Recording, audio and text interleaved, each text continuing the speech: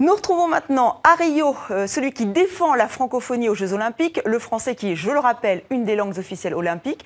Le saxophoniste et chanteur camerounais Manu Dibango est avec nous en direct. Bonjour, vous êtes le grand témoin de la francophonie. Merci d'être avec nous. Alors c'est quoi votre rôle? Ah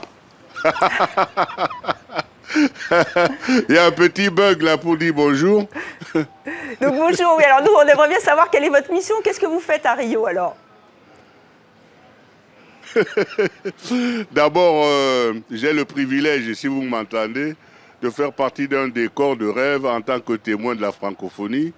Et je remercie Madame Michael Jean de m'avoir confié cette mission-là. Elle est double la mission, vérifier dans la linguistique que le français est bien représenté parce que au départ quand même de ces jeux, c'est Pierre de Coubertin qui était français.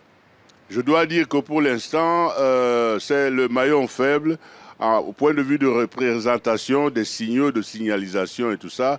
Les athlètes que j'ai rencontrés au village l'autre jour, des athlètes, surtout des athlètes francophones, africains, se plaignaient du fait que il n'y avait pas beaucoup de Français dans tous les panneaux. Mais enfin, on a envoyé quand même des jeunes interprètes et tout ça. Mais c'est tout de même le maillon faible. Le restant, pour les discours officiels, évidemment, il n'y a pas de problème. Ma mission est double. Il y a aussi le problème culturel dans la diversité de la francophonie. À ce niveau, nous avons organisé des concerts, qui continuent d'ailleurs, des concerts où, par exemple, on a joué hier soir au Centre des Arts, ici avec l'Orchestre Symphonique de Rio. Et il y avait des artistes qui venaient de la Martinique, qui venaient du Congo comme Relema, qui venaient du Cameroun comme moi, avec un orchestre dont le chef, au départ, un jeune de 29 ans, vient des États-Unis et qui a pris la nationalité brésilienne. C'est pour dire que la diversité que nous sommes en train de promouvoir, elle va jusque dans la culture. Et c'était une soirée formidable. Formidable. J'ai encore plein d'étoiles dans mes yeux. Oui, c'est votre touche en fait à vous. Oui. C'est la première fois qu'un artiste est nommé grand témoin de la francophonie. Donc c'est comme ça aussi que vous pouvez faire un peu bouger, swinguer, vous qui êtes un maître du jazz.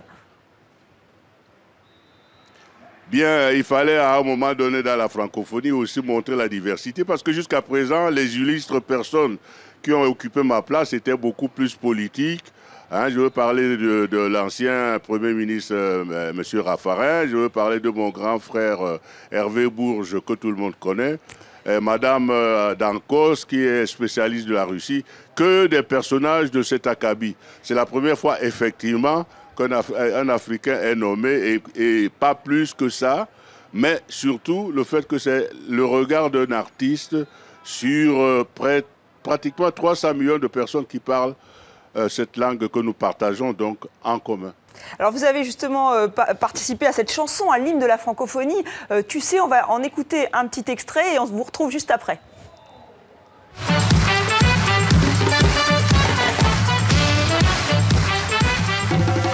On fait l'histoire dans les stades. On se ressemble, on est pareil. Francophone, on est l'avenir, le courage et l'espoir. La victoire à notre portée. Top, c'est le coup de départ. L'attention, les regards, attention, car ce soir, on veut des trophées.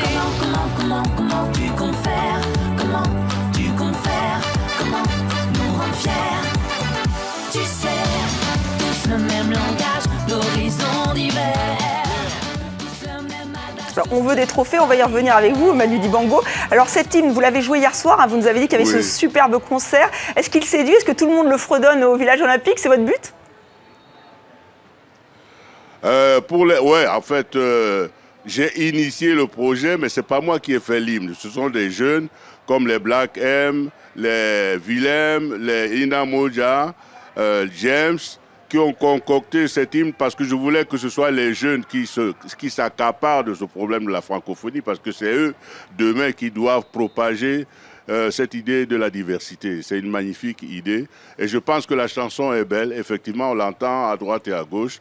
Je suis juste venu, en tant que musicien, faire mes modestes 16 mesures vers la fin de la chanson. Hein.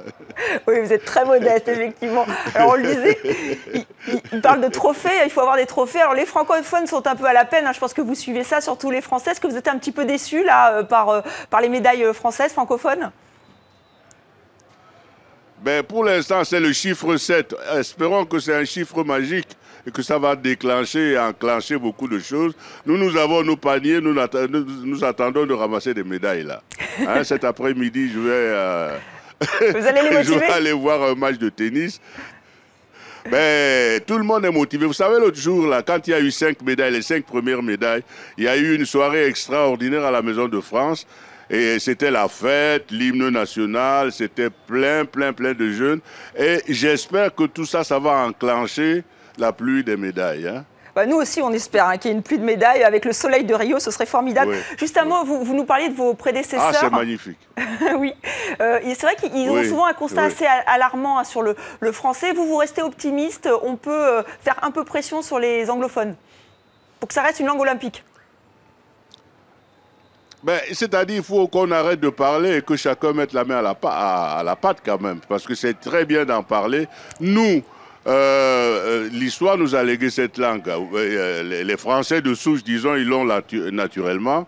Mais il faut aussi qu'eux, ils croient à ce projet-là. Parce qu'il n'y a pas que nous qui devons y croire. Il faut aussi que la France française s'accapare de ce problème. Parce que c'est un sérieux problème, précisément. Et tout ce qui se passe en ce moment, il faut inclure une adhésion massive. Il faut vraiment qu'il y ait une adhésion. Voyez. Et quand on ne sent pas l'adhésion, on ne voit pas la volonté.